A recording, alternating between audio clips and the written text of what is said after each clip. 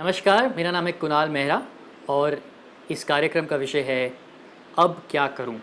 What next? Now, the last few weeks, I've had the chance to speak to thousands of you, exchanged emails with you on questions, doubts that you've had. So let's move to the question.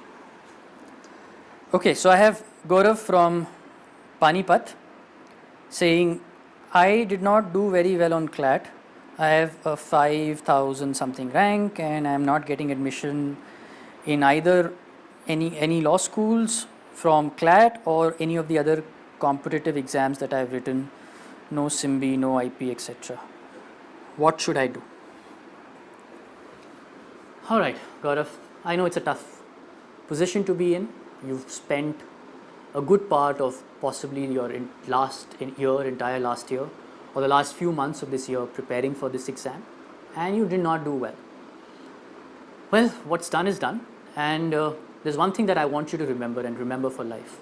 The CLAT is not the last screening test to decide smart versus not so smart students. The CLAT is an aptitude test, and it's got a lot of limitations. It's a 2-hour test, and to be honest, I don't believe people who crack the CLAT are necessarily the smartest people in their age group. I know a lot of people who were really smart, intelligent, well-read, but did not do very well in the CLAT for, of course, multiple reasons. We've talked about it on our blog that the CLAT is not just a test of your legal skills or your knowledge, but of a lot of other attributes which may not have been developed in your case today, or you succumbed under pressure. Whatever the case may be, I want you to remember the CLAT does not define your intelligence. Now, here are 3 options that you have today. Option number 1 for you is take whichever law school you're getting an admission into. It may not be the top 30 law school, but I'm sure with this rank you will get a law school. There are enough law schools in the country.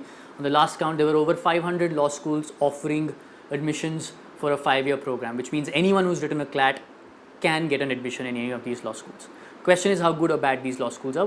We'll address that separately. Option number 2 is to take admission in any of these law schools and write the CLAT again for 2017, right? Option number 3 is not take admission in any law school today, but write and appear for the CLAT again in 2017 and spend an entire year preparing for the CLAT again. I'm going to answer each of these questions or address each of these options separately for you, and at the end of it, it's your choice, whichever choice you believe makes most sense to you. Now, coming to option number 1, taking admission in one of the law schools that is willing to give you admission. Now, it's a tough one. Of course, the law school that is giving you an admission is not ranked in the top 30, 40 law schools in the country, and therefore, well, there may be a little bit of a disadvantage that you may have today with respect to your peers who are going to a national law school, because after all, the brand does matter. Sometimes name does make a difference. But remember, the brand only matters or adds weight to who you are. It does not substitute you. You can make up for a lack of brand. You can make up easily for the disadvantage that you may have vis-a-vis a friend of yours who is a national law school. It's not unheard of. In fact, I have been to lots of law schools, national law schools as well as other law schools, and I realized that there are enough law students in those law schools who could have easily been in a national law school, and I'm saying this when I meet them in a law school, and they could have been easily in a national law school. They could fit in easily with the way they speak, the way they talk, their intelligence, their answers, and so on and so forth. So if you are confident about your abilities, and if you believe you're willing to work hard, do what it takes for you to be successful, a law school will not hold you back. In fact, on the brighter side, some of the national law schools have really strenuous academic curriculum where you're following a trimester system. Your academic workload is really heavy, and you're unable to pursue other activities such as mooting, debating, or unable to dabble in hobbies or things that you would want to in college. After all, it's not just about studying really hard in college, but also enjoying college life, and in some way that time that you spend on indulging yourself in hobbies and other activities define your personality when you graduate out of law school. A lot of people can talk on any topic, for example, And that's not because they went to a national law school. That's because they have gone out and made an effort to read a lot, right? And a law school which is not a national law school, a mid-tier law school such as the one that would give you admission, possibly gives you that flexibility, that freedom to do and indulge in those activities, to read up a lot, to moot, to debate, to be that person in that law school who's doing the best in that law school. And that to me matters a lot. And if you can create opportunities for yourself, including internships and do more internships, learn practical skills, take up additional courses, I think you could probably be better placed than an average kid from a national law school. So at the end of it, it all boils down to how much are you willing to invest in yourself during these 5 years. That was option 1. Now let's move to option number 2. Option number 2 is I'm going to take admission in this college, whatever this college is, wherever it is, and I'm also going to write the CLAT this year. Great, do that by all means. I'm not going to stop you, and if you genuinely, passionately feel that you deserve to be in a national law school and that's where you want to be, you don't see yourself anywhere else, give that the best shot that you have. I don't believe studying law the first year and writing the CLAT again is that difficult. I know a lot of people who've done it and then decided to take up the national law school that they qualified for. I mean, the good thing about this option is that if you don't, God forbid, if you don't make it to a national law school of your choice again, you can always continue with this law school and graduate to year 2 and be a second year law school. So you don't waste a year in that sense. And if you do manage to get through one of your law schools of choice, then you can always decide to give up this and move to that national law school and start all over again. And I don't need to tell you the perks of it, of course.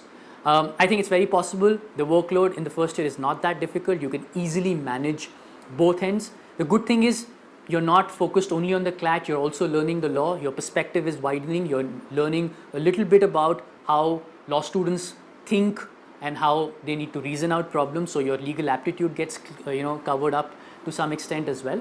And you know what life in law school is about, so you can invest that 1 year in improving yourself on those counts. Now option number 3, and that's the difficult one. It's not a difficult one, but it sort of it requires a lot of heart, I would say, because you're going to appear for the CLAT all over again, and you've decided you're not going to do anything but prepare for the CLAT. Now a lot of people do it, and they call themselves droppers, that they've dropped a year. First things first, you're not a dropper. Even if you're writing the CLAT again, you are not a dropper, and make that very, very clear in your head. You know what a dropper is? A dropper is this. Do you have that rubbery thing, black thing on your head? You don't, right? So you're not a dropper. You're taking a year off. Great. There's nothing wrong with taking a year off. I've taken many years off, right? And I believe each of those years has contributed to who I am and how I function as a professional today. And so can it be in your case. But if you're going to invest that 1 year completely on writing the CLAT, preparing legal aptitude all over again, doing 500 questions of logical reasoning all over again, mugging up vocabulary lists, or cramming GK questions, or doing class 8, 9, 10th maths, if that is what you're going to invest your entire 1 year on, then I think you're wasting a year. The CLAT does not require you to sit at home for a year and prepare 10 hours, 8 hours a day. You can have a wonderful life, a year where you can invest a lot of time on yourself, on doing things that you really wanted to do, learn to play a musical instrument, watch a lot of movies, read a lot, books, whatever you want to do, take up a new hobby, whatever you want to do which you think you would ever be able to do when you get into law school, or possibly something that you would want to do when you have all the time in the world. Because I believe what defines a smart individual, what makes lawyers successful, are not just their understanding of the law, but a complete personality, a perspective that they have garnered over 5, 10, 15, 20 years. And this year can be the beginning of that, developing a new perspective for you. So go ahead, take that year off if you want to, dabble in multiple things, prepare for the CLAT. Remember, there are kids who did really well in the CLAT who were preparing for class 12 boards simultaneously. Class 12 boards are really intensive, and if you could crack the CLAT preparing for class 12 boards simultaneously, then you can of course do whatever you want to, 8 hours of the day, and still prepare adequately for the CLAT. So that's what you should do. if you want to take a year off, again, I am not making choices for you. You have to take a choice, make a choice for yourself. The part of growing up and being called an adult is making your own choices, and this is a choice you need to make for yourself. As far as the world goes and saying, what will the world say, what will people say, I've taken a year off, I've dropped a year, you're sitting at home, my only point to you is, ye duniya peetal di. Good luck. Okay, so I've given you 3 options, and irrespective of which option you choose today, I want you to remember, we'll be there for you. When I say we, not just me, but an entire team with me on my law, working with you through the next 6 years, 5 years, whatever that it is, to ensure you have a great time in law school, you learn a lot, and you come out being a successful lawyer. That's what we are here for, to make you a successful lawyer.